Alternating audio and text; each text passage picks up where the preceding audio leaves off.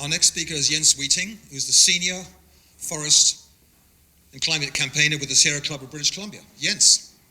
Thank you. Yeah.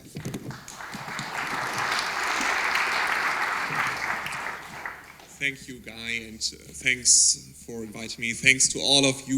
You are really inspiring me, and I know that I'm not the only one. There are many in this province who are waiting for change, and we have waited for a long time to see change coming from the BC government. It looks like we will need a lot more pressure, a lot more change from local communities and governments. So thanks for inspiring us. And I'm going to talk about the urgent context of forest management and climate change, and I wished it would not be such an emergency, but we really have to look at all our economic activities in this urgent context of the climate emergency. And we cannot have intact forests without a stable climate, and we cannot have a stable climate without intact forests.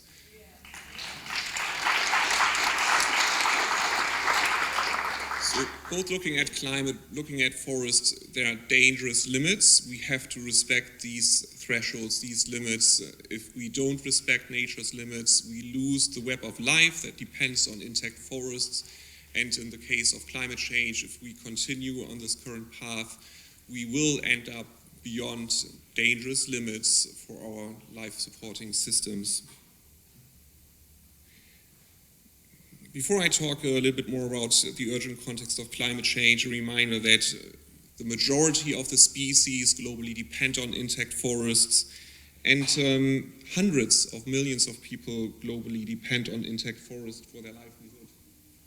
And forests and climate change, the three most important things we have to keep in mind, that forests are already helping us to slow down climate change, but the challenge is that they can turn from a carbon bank to a carbon bomb. They can release a lot of the carbon stored in forests.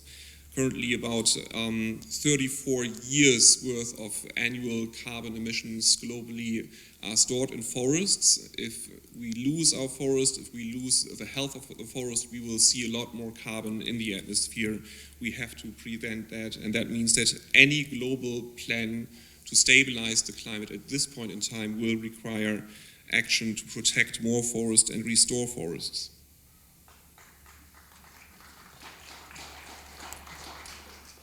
Currently, about half of the carbon dioxide we are emitting is ending up in the atmosphere. About a quarter is being absorbed by our forests, another quarter is absorbed by the oceans, and we have to work harder to make sure that we reduce emissions quickly from burning fossil fuels, from land use changes, and we have to increase the amount of carbon that is being taken up by our forests. Unfortunately, here in BC and many other parts of the world, our forests are highly damaged. We are now seeing, in addition to destructive practices like clear-cut logging or slash burning, we see more and more forest fires in BC. This is a snapshot from August last year. More damage from the mountain pine beetle because we have warmer winters. So what this means is that where we still have control, and that's primarily in relation to our logging practices and how much we protect, we have to take action. There are limited opportunities to reduce the risk of fire, to reduce insect outbreaks, but where we have most controls in the context of logging practices, that's where we have to act. So globally, we already lost a massive amount of carbon as a result of deforestation and degradation, compared to thousands of years ago, where we had about 50% of the land of the planet covered by forests. Today it's about 30%, and we lost about 120 billion tons of carbon as a result of this process of deforestation and degradation. Now we have to work to reverse some of this damage, and we have to do it very quickly. And we have a unique responsibility globally. There's no other nation on this planet that has responsibility for more trees per capita. There are about 9 1,000 trees for every person that lives in Canada. There's no other nation that has that much responsibility and that much intact forests left.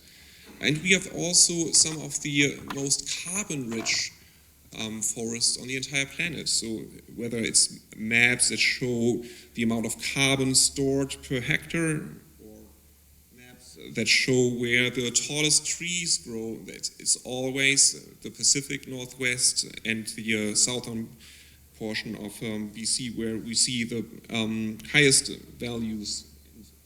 Enormous responsibility to protect carbon that is already stored in trees. We have now more and more science that shows that old growth forests continue, old growth and older, that's true for older second growth too, continue to sequester more carbon compared to what they release. The industry narrative that we must lock old growth because it releases more carbon is not true. Older trees are not dead trees, they continue to sequester a lot of carbon. And we know today that most of the carbon is stored in the second half of the lifetime of trees. It's not in the young age, it's when they get older. 60-year-old trees, that's where things are just getting interesting.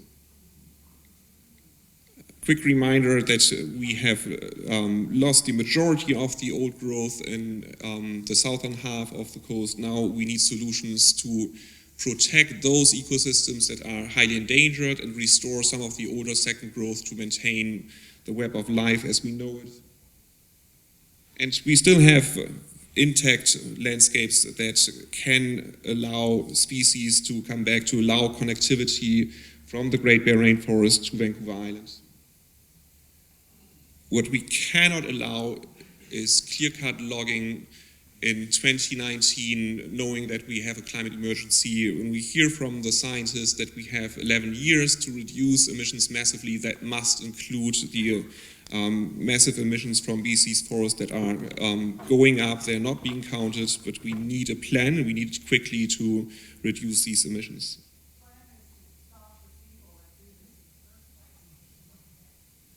We are counting on you, and then we will take it across the province, right?